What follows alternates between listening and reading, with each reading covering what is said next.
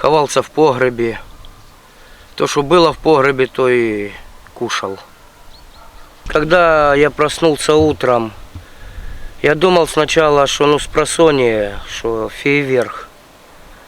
Вышел на улицу, там уже не фейерверк, а там пострашнее было. Везде взрывы, везде все это было. А росіяни до вас приходили чи не приходили? Да, подходили, я им хамил, потому что я не люблю россиян. И по подвалам закрывали меня, что я плохо матами их крыл.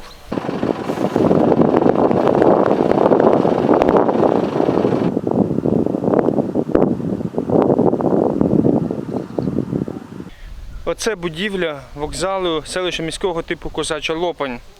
В ній російські окупанти влаштували свій штаб, а в підвалі пізніше, після деокупації, виявили катівню, в якій росіяни допитували цивільних громадян.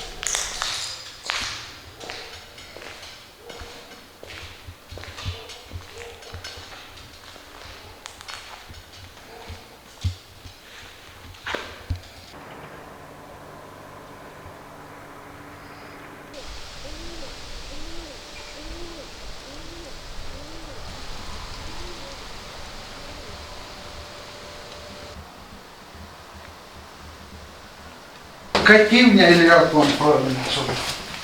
Вот это тут издевалось над ребятами.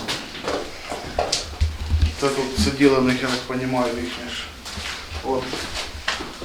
Тут хлопців держали. Це вони тут тримали людей? Да. Сюда проводили як на допит, я так понимаю. А держали в другому місці, там ще ж теж клетка є. Вот же вони тут. Ми на руїнах павших городов воскреснем. І тут окупанти влаштували 3 катівні. Одну з них ми побачили у підвальному приміщенні вокзалу.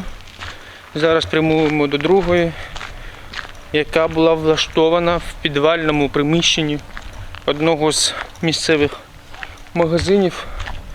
Ось так виглядає вхід до другої катівні в Козачій Лопані.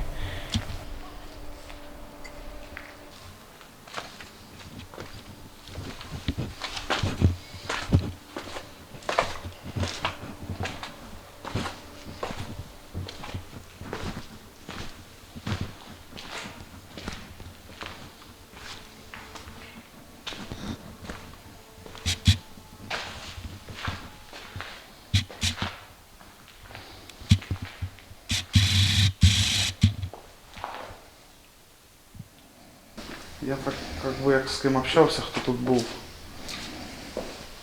Получив він своє.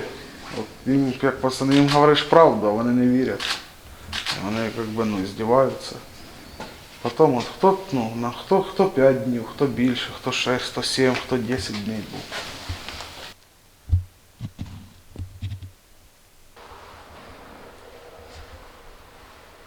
Це 3-е місце спав вокзал. Там же под строительным магазином. А тут утримували людей? Да.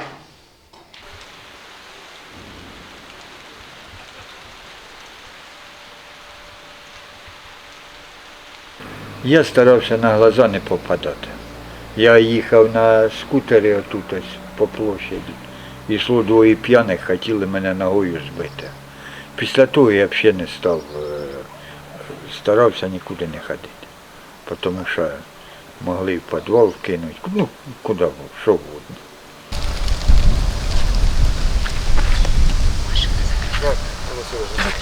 Правильно було діти.